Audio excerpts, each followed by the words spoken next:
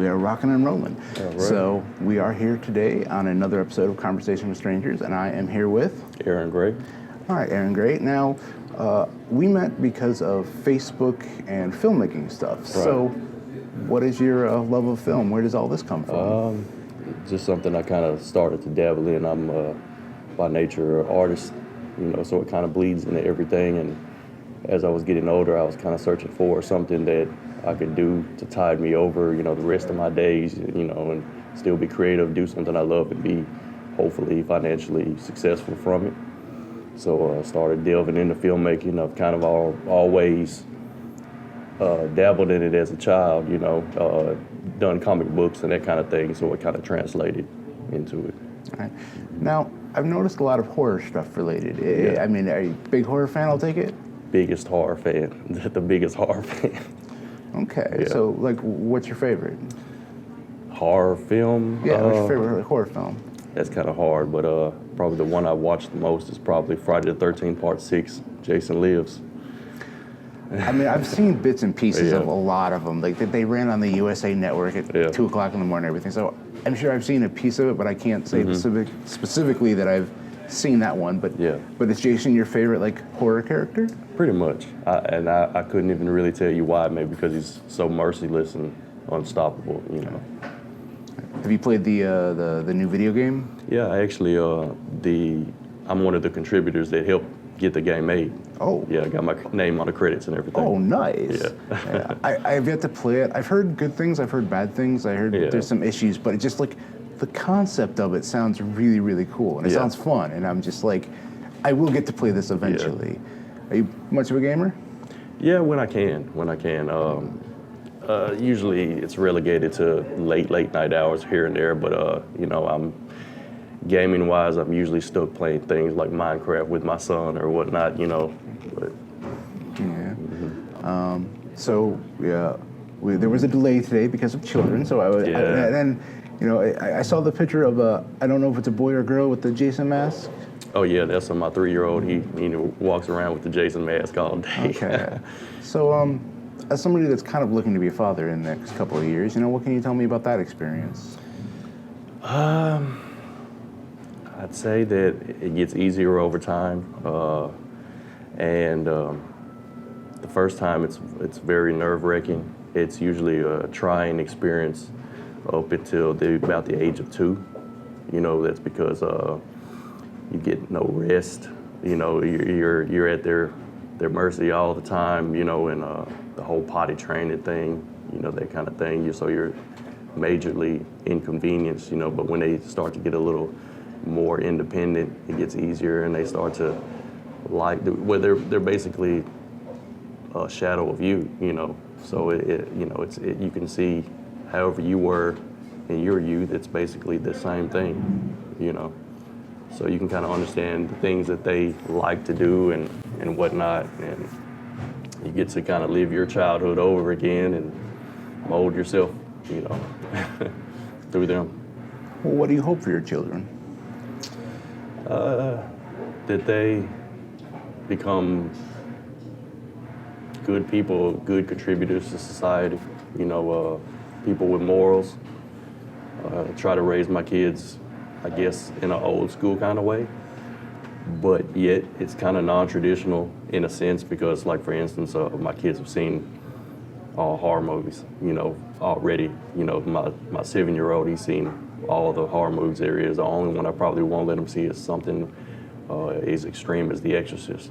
But everything, he kind of looks at it from a special effects standpoint and understands prosthetics and how things go into it, and he's more interested in that aspect. I don't have the whole I'm scared of the dark thing, My kids, I try to make them look at things from an imaginative and creative aspect, in an artistic way. Was that kind of like a challenge to get them to kind of understand that this is just a movie and not a real thing? No, because I introduced it to them naturally, and it's so much a part of my life that at any given time you can go around my house and see weird things, bodies, body parts, and that kind of thing around the house, props and stuff like that. All right, and, that's definitely something different. Yeah. But yeah. All right. Do you do prosthetics normally? Well, that's not my main strong suit, but I know enough about them to be able to handle minor prosthetics and special effects and visual effects on my own films. You know. Is there anything particular you've made that you're like super proud of? Like there was this one arm, or there was this one blood splatter, or anything like that? I don't know of one that I like the best, but I like doing visual effects a lot. I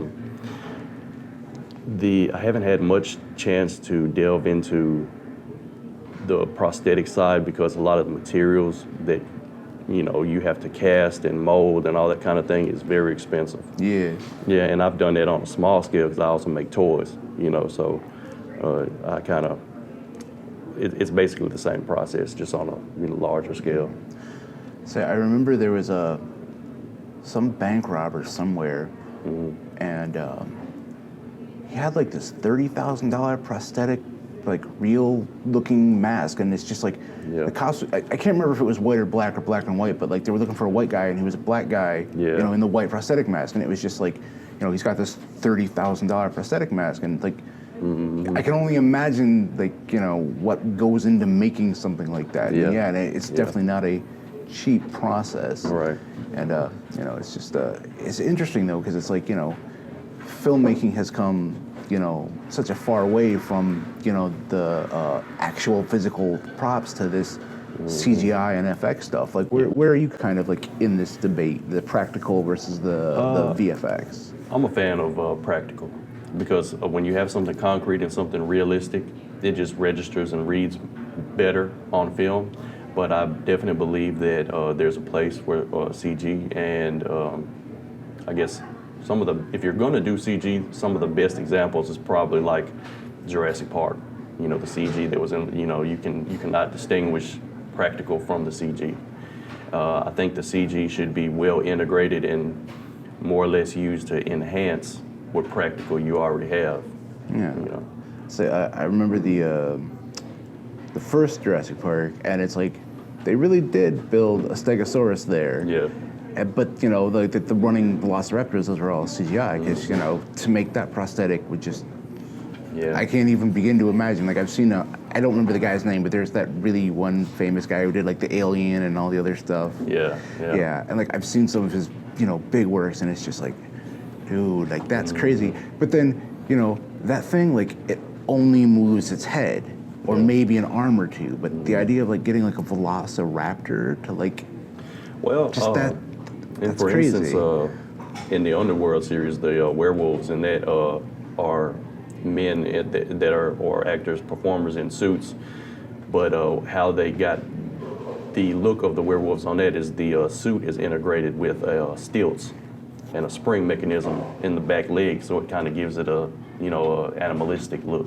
So I think that now with the technology, they could do something like that with the Velociraptors and whatnot. But a lot of times they use motion capture and all that kind of thing to kind of enhance it.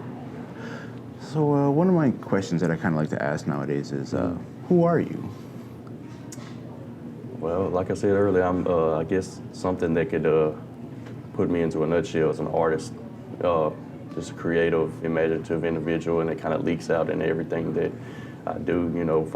I'm a graphic designer. I paint, I sculpt, make toys, do film, hope to aspire to get into video games one day, so I'm just always thinking of things like that. And like, where does that art influence kind of come from? Probably from my father. I got a natural ability from him. He's told me from when I was younger, I was emulating him, learning how to draw and paint before I could even talk, because that's what I saw him do a lot. He paints a lot, and he's really an artistic individual also. So I kind of look up to him, and I guess I got it naturally from him. So. Do you remember that first time holding a paintbrush or anything like that? No, I remember drawing pictures, trying to draw pictures of Ozzy Osborne from Bark at the Moon, the werewolf and all that kind of stuff. Yeah, so I tried to draw that a lot. I actually have, what is it, the first Black Sabbath album. That's in my car right now. I was listening to that on the way here. Yeah, so Nice. That's kind of freaky. Yeah. But then again, it's Ozzy, And speaking of music, we did talk on Facebook about the Memphis rap scene, and how it was like this thing in the 90s, and then it kind of got taken over from Atlanta, and, you know, like, you were here during, like, that time period, right? When I was actually in that scene. I was a little younger then because for a while I was a rapper, you know, and I was not with them, but dealt with certain members of 3 6 Mafia back in the day when they, earlier on when they had Mystic Styles. I knew Kustanika and Lord Infamous, rest in peace, both of them. So, you know, and when they were on the underground scene just about to break out nationwide, you know, I was kind of in with them and stuff like that. And I just never was able to make the transition into mainstream. So, but yeah, I was heavily into that whole arena. Now, like, I'm coming into this scene as an outsider, and I'm listening to a few things, you know, back in the day and everything, and I've kind of noticed this, like, really dark element in there, and, like, where is that influence coming from? Because, I mean, we're in the Bible Belt, there's a lot of religion going around here. I mean, I don't think it's, like, a counter thing to that? I think it's well, I can't speak on behalf of 3 6 Mafia but from what I've read, heard, and, you know, seen on some things, it was partly publicity because controversy sells, you know, but also, you know, some members did say that they had dabbled in it for real, you know, so, you know, and, you know, that all leaks into religion, and it just kind of depends on, you know, everybody's individual views on, you know, how that goes, you know, because they were successful, and if, you know, I don't know. But, like, I'm not a big 3 6 Mafia person, but, you know, from what I understand now, it's kind of like they are more of a poppy sound. Like, didn't that one guy do a song with Katy Perry? Yeah, well, you know, money talks. Yeah. You know, you get into Hollywood and somebody says, you know, I mean, you've already made it, and somebody says, hey, I'm going to give you $5 million or whatever, or royalties, and you got nothing to lose at that point, you know. Yeah. You know, who cares if they say, oh, you sold out, and you're not. Yeah, I sold out, and now I'm living in this nice mansion. It's beautiful to sell out, you know. Yeah. Do you worry about selling out?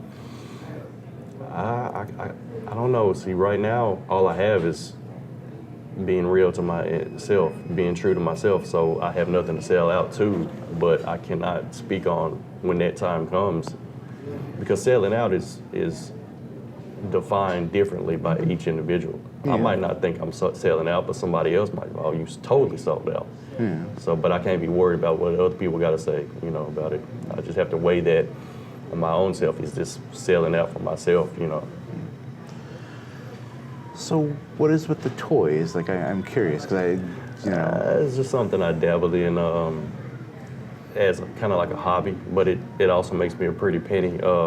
I tend to make, obviously, my horror toys. I have 1/6 scale, it's about 12 inches, Jason's, Michael Myers, things like that. Occasionally I do commissions. People want a certain kind of figure. I have a one-off Jeffrey Dahmer. So yeah, you know, so toys that you can't find anywhere else, I'll be like, oh, that's cool. I'll make them for myself. I got a Shiva and a Baraka from Mortal Kombat, a zombie Tupac, you know, things like that.